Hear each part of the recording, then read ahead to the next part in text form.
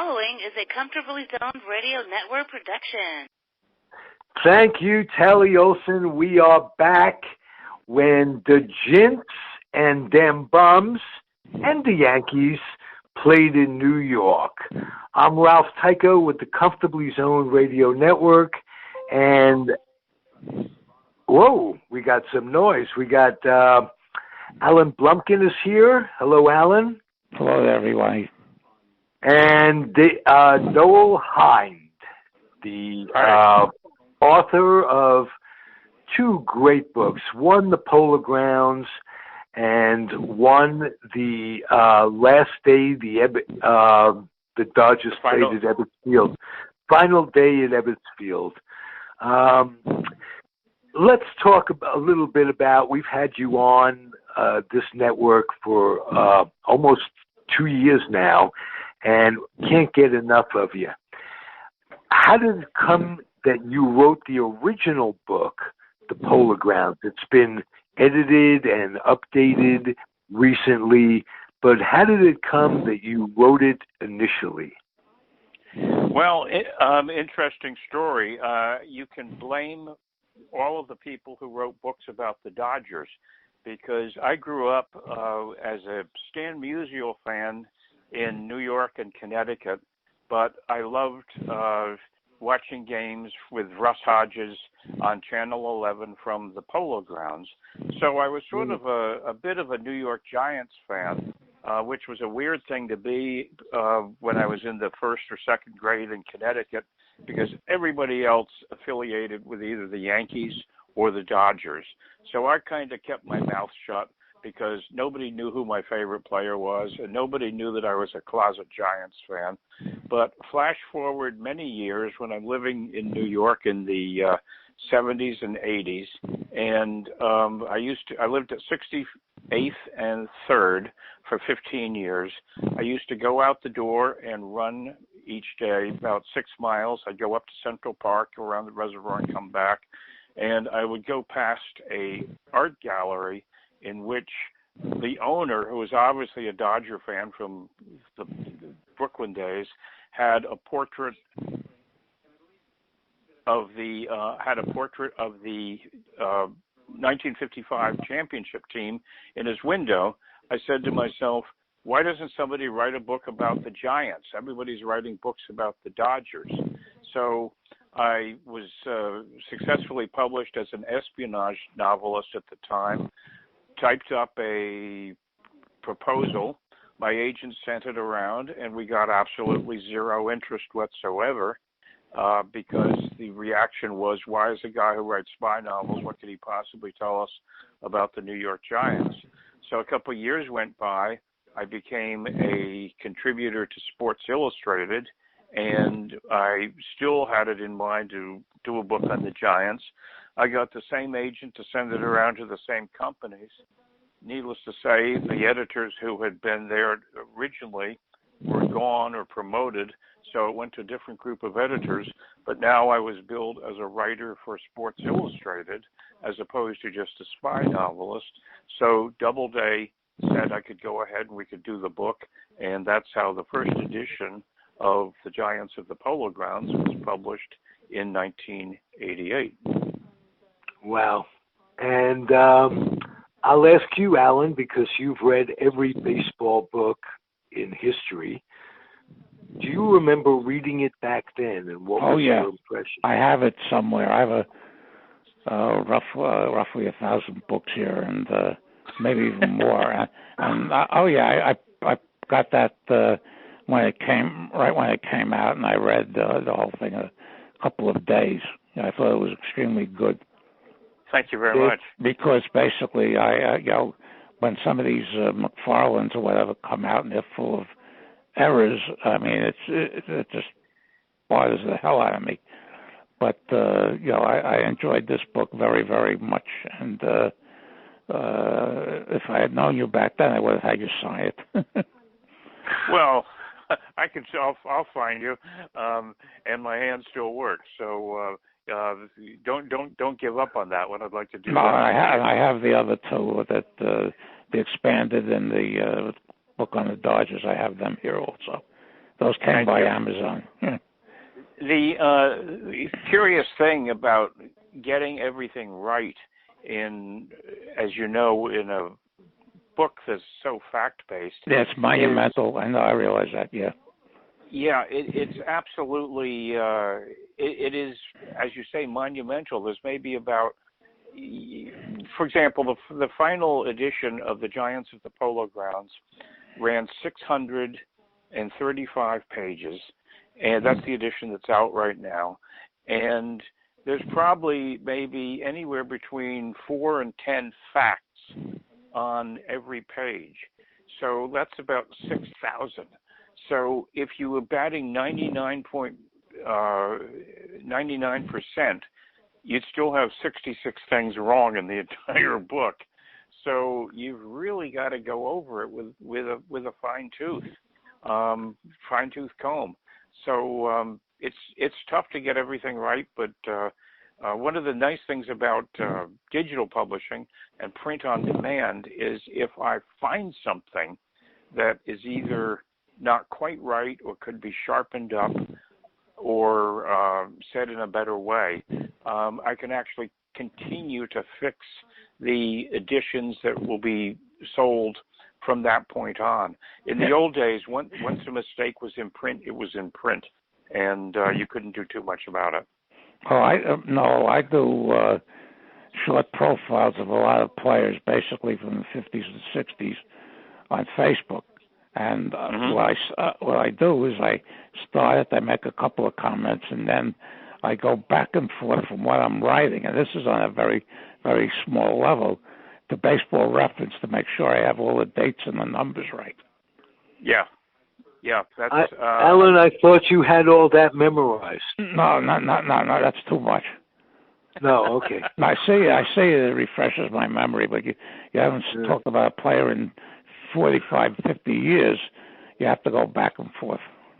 Okay. Well, the thing is also, baseball history is like any other kind of history. There's an ebb and a flow to it, and a lot of times you see a statistic, and if you're like Alan or Ralph or me, you just know that doesn't seem right. I mean, if somebody said Musial had 33 triples in 1952.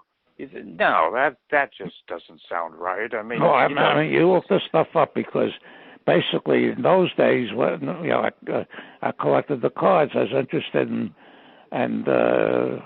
batting average, home runs, RBIs, and runs scored, doubles and triples and other stuff like that. Back then wasn't something you memorized unless it was an extraordinary number.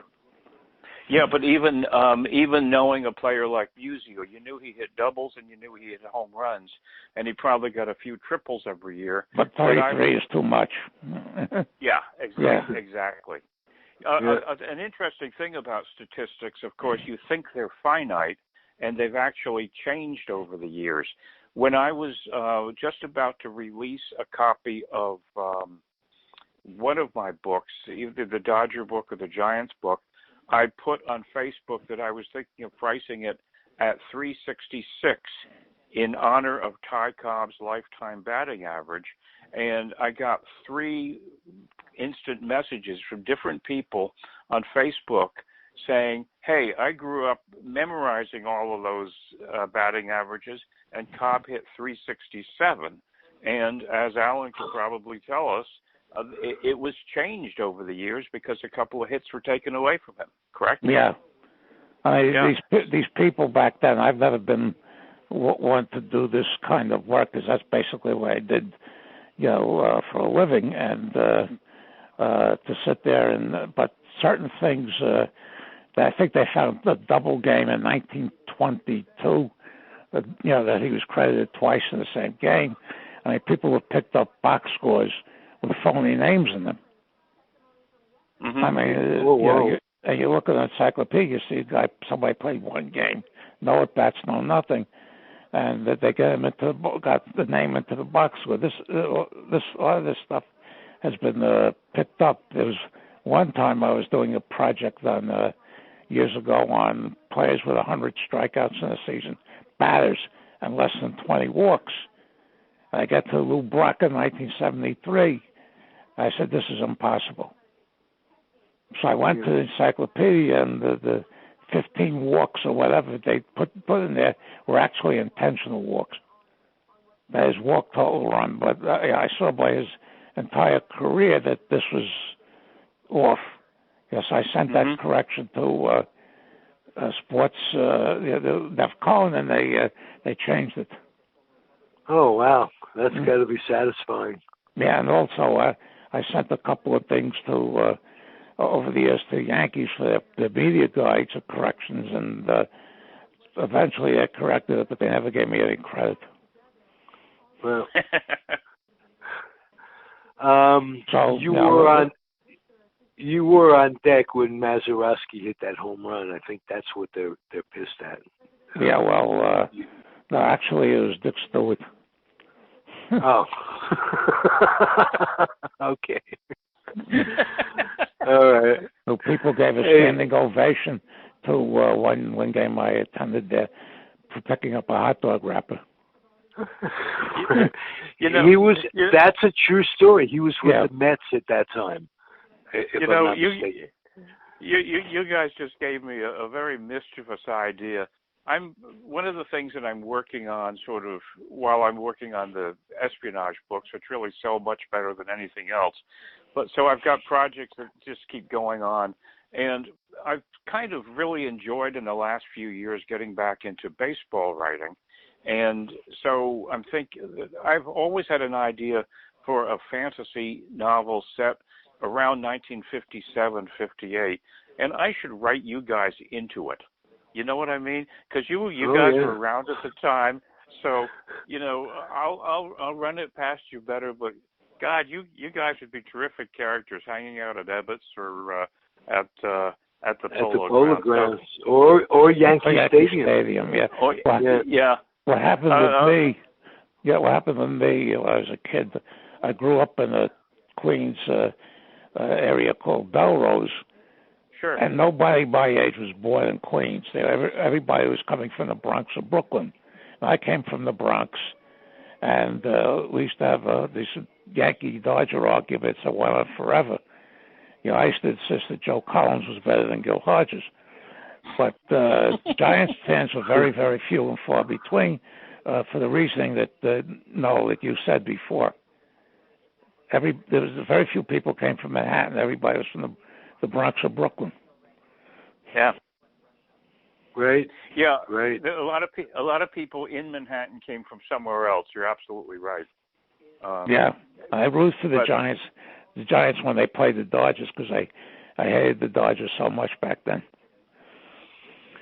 Well, I'll tell you a quick story about loyalties.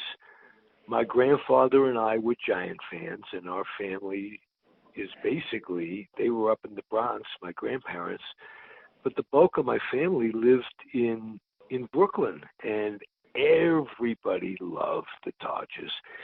And I was a little kid, and I had a Giant cap, and we were in Rockaway at a bungalow with all of our relatives, and my Aunt Bertha looks at the cap and says, "Why?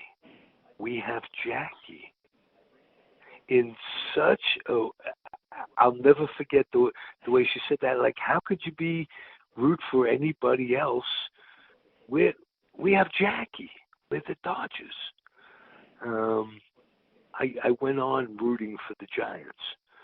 I also, my uncle would take me to the St. George Hotel in Brooklyn to swim. They had an indoor swimming pool that was a saltwater swimming pool.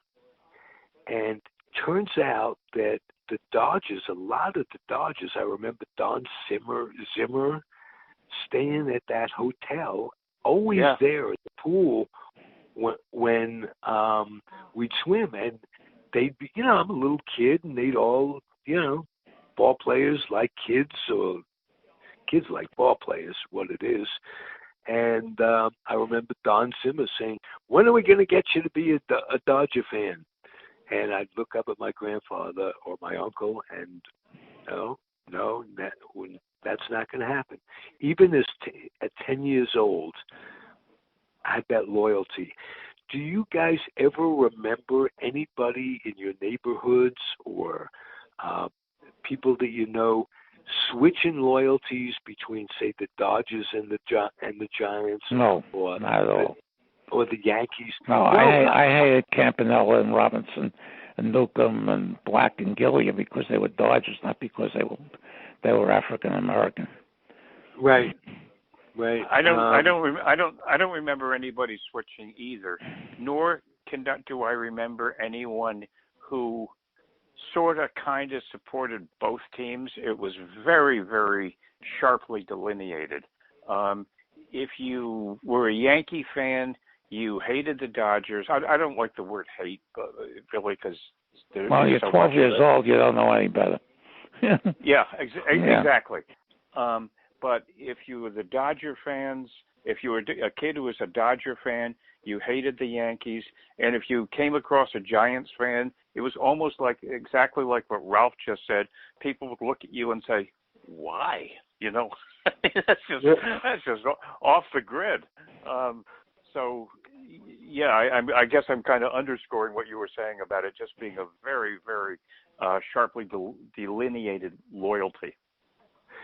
And you would like the kids in your neighborhood who were of the same ilk as you, and it carried over to other things like you'd argue baseball with guys and turn up being adversaries on other levels. I can't explain that. Not really. Okay. I had close friends back then who were Dodger fans, but most other things we seemed to get along. Yeah. That was the bulk of our debates. One of my best friends in grade school was a Yankee fan, and I was not at the time. So for about 4 years in a row, we would have a bet of $1 on the World Series, and the same dollar would go back and forth. We would save this dollar bill from one year to another, and I guess this started around maybe 56, and then we took time out in 59, and I think it ran right up until the time we both went away to school. So we were I remember very specifically the Braves, the 2 World Series against the Braves. I won Stephen won the dollar in 1957, but I had to give it back in 58. Then we took 59 off, and then it went back and forth again in 60 and 61. So there you go. I guess 62 also. Go ahead. I used to gamble. I stopped betting on games in 1983. And my gambling career started. I won $1 on the 1953 World Series. That's the story, and I tell people after that it went downhill. Of course, I had the Indians, but 54. But after that, when I started betting sports seriously, football and basketball, I'm so relieved that I don't do that anymore. Well, I'll tell you, my favorite. Can imagine. My favorite gambling story was just sort of one of those things I learned as I was growing up. When my family and I were living in Fairfield, Connecticut, you have to remember that my father was a true crime writer, so he sort of could look at situations and see things that other people didn't quite see on the surface. But he, when the World Series came by, he always bet $5 on the World Series. And I said to him, I was like 5 years old, 6 years old at the time. And I said, who do you bet with? And he said, Tony, our barber. And Tony was this nice Italian guy who had a barber shop in Greenfield Hill, Connecticut. And, I was a kid who'd go in. And Tony had what I remember about Tony was a very amiable guy. And he had this big Holy Cross pennant from Holy Cross, either college or university in Massachusetts. And I said, why do you have that? He said, my son goes there. So the other thing that emerged about Tony as the years went by was he'd be giving a haircut, his phone would ring, he would go over, answer the phone, not say anything, but write something down on a pad. So as the years went by, I understood that Tony was the local bookie, and everybody bet with Tony, and I never really picked up on it until I started to write crime stories myself, and I realized that barbers were frequently bookies in the suburbs, and that's exactly how they operated. And Tony's winnings as a bookie were putting his son through college. So there you go. And that's why my father bet with Tony every year. I just had a learning experience. I didn't realize that barbers were set up for that, in essence. What was your learning experience when you wrote the first book on the Giants? What surprised you in your research? Interesting question. One of the things that surprised me with the research was how undependable a lot of previous research was. It took me a while to realize that newspaper I was working basically out of other people's books, as many interviews as I could get on the phone, and the microfilm department at the New York Public Library, the big one on 42nd Street. I was living in Manhattan at the time. Newspapers were not dependable, and I realized that I would get a article on a game from one particular newspaper, and then I would check it against an article in another newspaper, and it was like, Fox News versus MSNBC. It was just completely different versions of the same event, and even the box scores tended to be off. Then when I started calling players, I thought, okay, well, this would be the definitive version. And I realized that ex-players are human, and our memories fade, and you call guys, and they'll give you a great interview about a game that took place 25 years ago, except they had the city wrong and the pitcher wrong or something. So then you had to go back. You had to go back and double check it. I'll give you a specific on that. I had a wonderful interview with a guy named, both of you will recognize the name, a guy named Doc Kramer, who played for the A's and then the Tigers. I called him around 1988, 89. We had a great interview, and I asked him a couple of things about statistics. And I said, what's your favorite game memory? And he told me, but he got the city wrong. And I don't blame them. It was, frankly, by that time I understood it was my responsibility to check. I don't think he was trying to deceive me. It's just one of those things. So research is research, and it's not finite.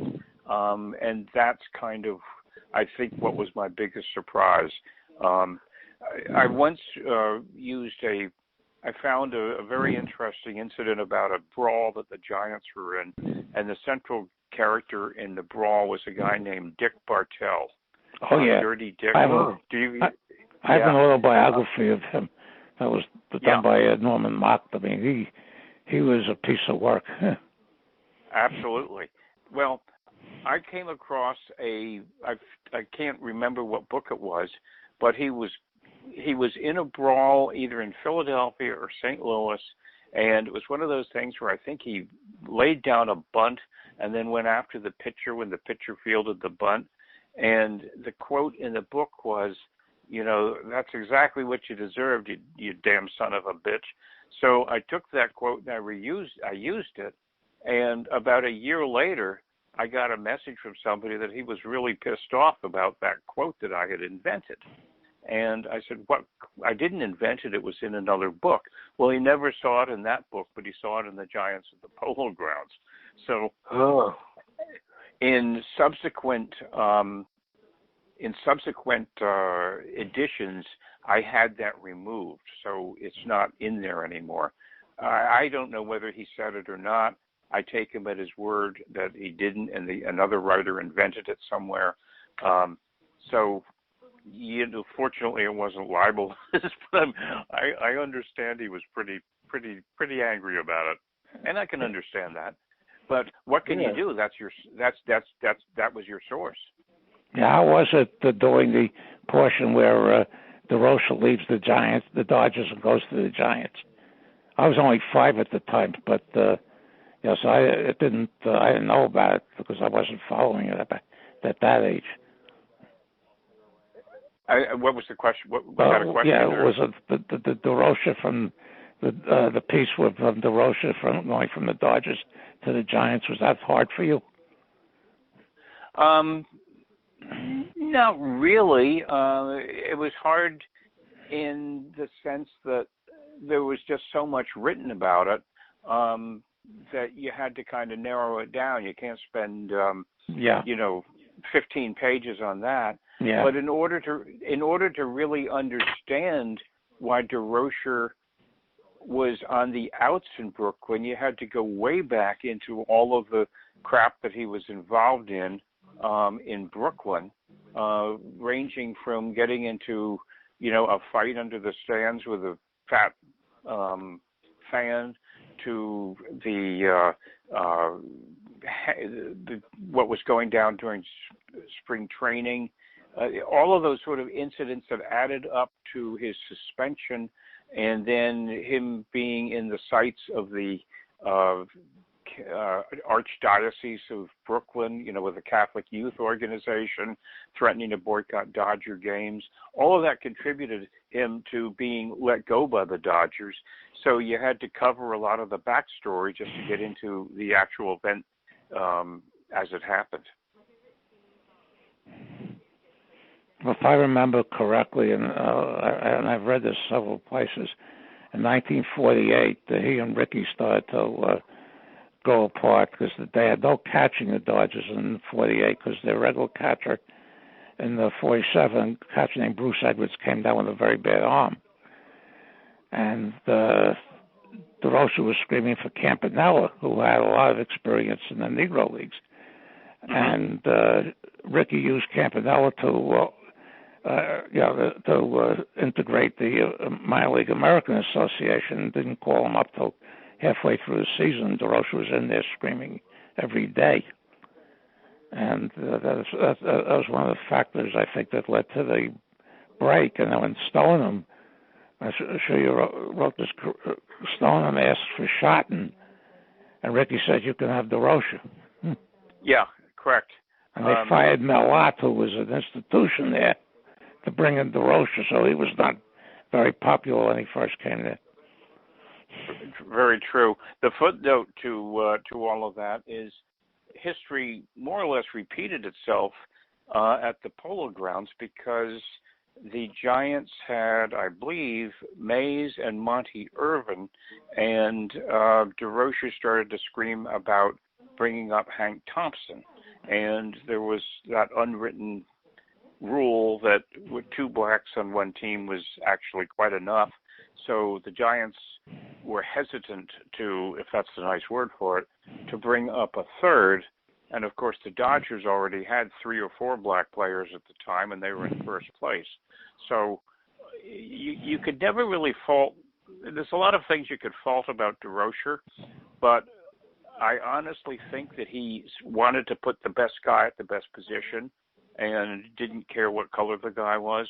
Or as Leo famously said, I don't care if he has stripes like a fucking zebra. He's going to play. He's going to help us win. And it's going to help. That's what's important. I have the ultimate question about the Times in my head. And it relates to what you were talking about, Noel, different accounts, different memories of the city it was in, this, that, and the other thing.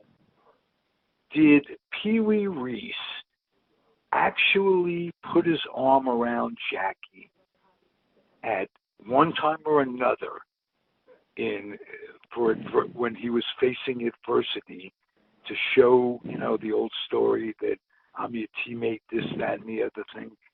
And if so, was it in Pittsburgh or Philadelphia? I think it was Cincinnati that was supposed to.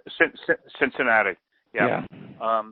Alan might know better than I, but he certainly, now we're splitting hairs, but the account that I found the most credible was that it was Cincinnati, of course, is right across the river from Kentucky.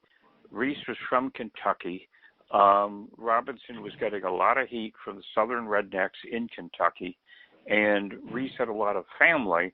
And Reese, who by all accounts was a strongly principled man, went over before the game started and at least stood next to Robinson, or perhaps put a hand on his shoulder just to show that he was with him. Alan, is that your understanding of the incident also? Yes. Okay. They put up a supposed statue of the two of them doing that at the ballpark where the Cyclones play. Yes. Minor League Cyclones play. Yeah. Good. Thank you. That answers. I've heard so many accounts of that, and I think it was you, Blackwell, or one of those. He said the game was in Pittsburgh. I remember reading a quote of that. Memories fade. Yeah.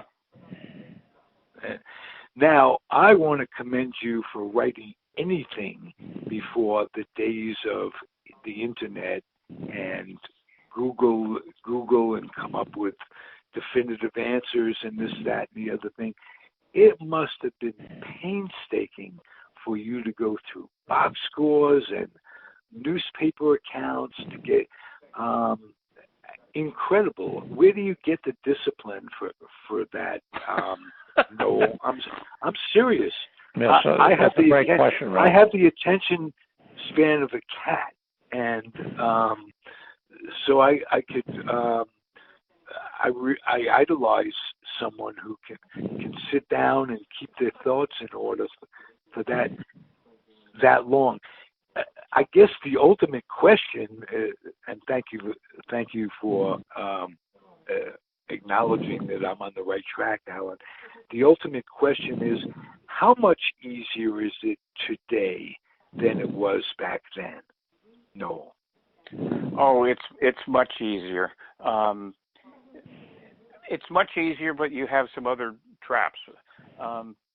It's easier because what you used to have to make special trips, not just to the local library, but to a really big library, is just now a few clicks on the keyboard, and you could get into things like baseball reference and everything like that. So it's easier to do your research, and I will also footnote that up until 1995, every book I wrote was on a typewriter. So there was a tremendous physical effort in producing a manuscript.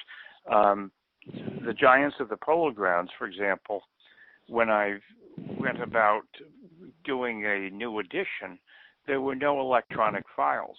So the first thing I had to do was create electronic files by scanning a copy of the entire original book and then having to go through and do, what is it called, OCR, ORC, the optical recognition of letters, and then proofread that, and then I would just have a basic text. So that took about 2 months right there. And then it was a matter of looking for typos and enhancing the stories and everything.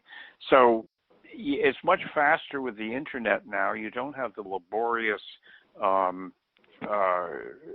work of having to type a book and make corrections and retype pages and everything. But on the other hand, people can fact check you a lot better. And so there's a downside too. I mean, one of my continual worries is a lot of times as research, I'll be in somebody else's work, and I'll be very honest. What I will do is I will cut some of their work, paste it on a page, merge it with other things, but essentially I'm grabbing somebody else's stuff. So I try to be very, very careful about footnotes and accreditations. So I would say that has changed also. And to some degree, I over-accredit stuff now. For example, even with my spy novels, I just did a bibliography. You never used to do a bibliography for fiction, but I do it now just so that, nobody can say, this was, uncredited from somebody else's work. At least if you do a blanket accreditation, you're covered. So you can produce a book faster. The physical effort is less now, but the focus on what you've done, I think, is even more intense and more can be more specific and demanding. God, I had trouble when I was in college doing 5-page papers on a portable typewriter. Yeah, and the whiteout. You have to have whiteout there. Yeah. God, I can't imagine writing a book under those conditions. That's unbelievable. The Giants book, 625 pages. One of the other things about writing a book is you begin it, maybe November of one year, and you might finish, if you're lucky, July of the following year. And to maintain your same voice, your same attitude, your same perspective from the beginning all the way to the end is a very tricky thing also, because your attitude changes, your perspective changes, but the overall narrative voice really has to it's got to be the same voice. It might evolve a little, but you can't start off sounding like Jack Webb and then end up sounding like, Danielle Steele or something. So right. There are challenges. Did you have to shut yourself off from the rest of the world when you were doing this? It's a good idea. And in fact, to some degree, when I'm writing, I try to be very careful about other people's books that I'm reading, because I don't like somebody else's narrative voice to sort of creep into mine. So if I'm writing something, I try to be very careful about what other authors that I'm reading. If it's somebody with a similar point of view or similar tone, then that's fine. But to jump around, that can be a little tricky. Okay. What's your writing schedule like? Alan mentioned something. Do you have to shut yourself off from the world? Do you make an appointment with yourself to write, or do you write when things hit you? How does that go for you? I try to get stuff done in the morning. Podcast days are an exception, of course, but what I try to do on a normal day is kind of be writing by 10 o'clock, and then I'll continue maybe till 12:30 or 1. I try to get at least a couple of 90-minute sessions in, maybe 2 or 3 of them each day. But the real world can interfere very, very, very, very easily. Just case in point, right now between my wife and I, we're both in pretty good health, but we have, between the two of us, 11 doctor or dental appointments between now and the end of the year. So, all of that is premised on, health insurance and expenses and stuff that needs to be done this year. So, that becomes an issue for, one's writing schedule. But, and then there's the maintenance of that, dealing with insurance companies and what have you. That's, Part of life. Yeah. It's called logistics.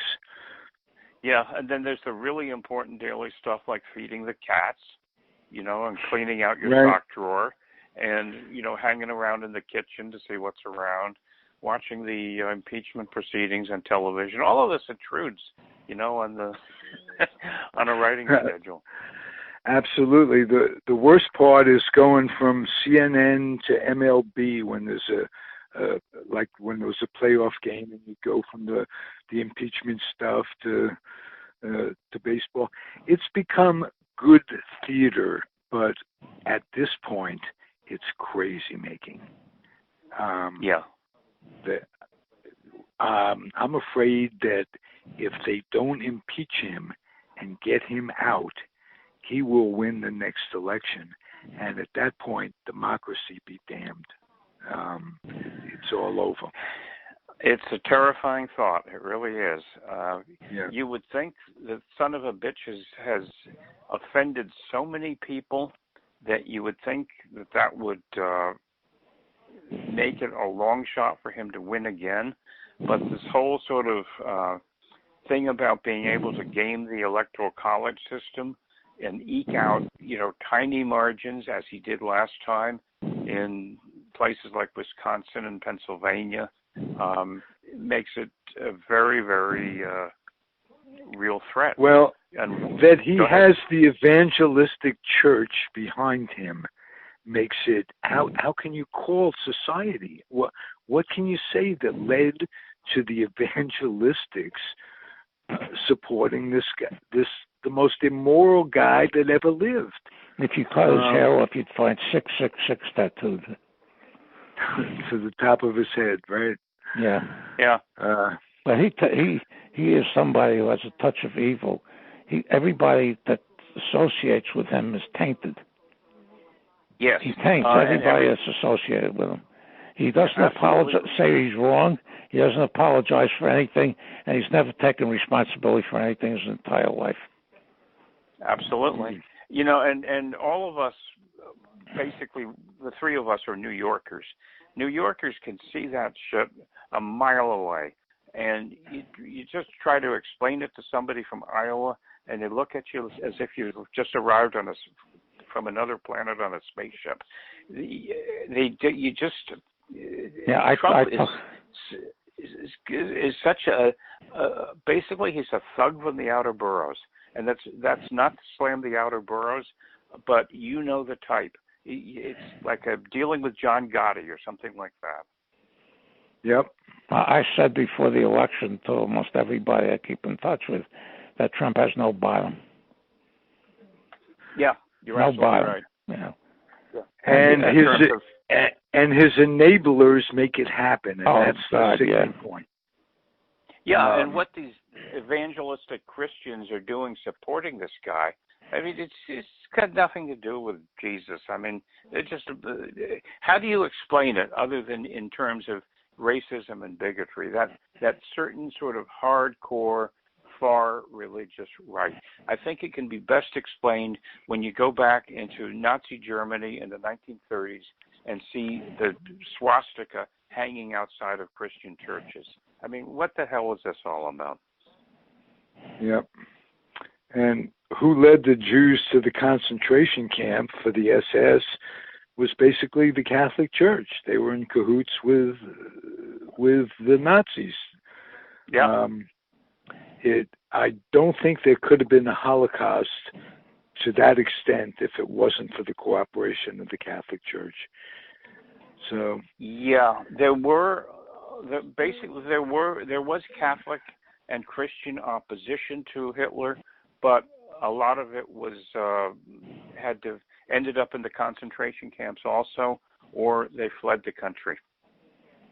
Well, when they try to assassinate him, the Germans try to assassinate him. They were found out and they were all shot. Yeah. Yeah. Well, we ended on a high note. Yeah. Yeah. Well, let's just say a comparatively high note. Thank you, gentlemen. What a terrific show. We always have something to talk about, and I always have something to learn from you guys. Thank you, Noel. This is very, very interesting. Absolutely. Thank you. Thanks for chatting with me. Okay. Thanks to both of you. Thank you, everybody, for listening. It's the Comfortably Zoned Radio Network. The show is when the Giants and them bums and the Yankees played in New York. Adios. We'll catch you next week. Be well. Thank you. Bye-bye. The proceeding has been a Comfortably Zoned Network production. You are advised to keep your dreams wet, your humor dry, your children and grandchildren out of military recruiting offices and off the laps of clerics who wear dresses. Thank you for listening, everyone. Happy trails.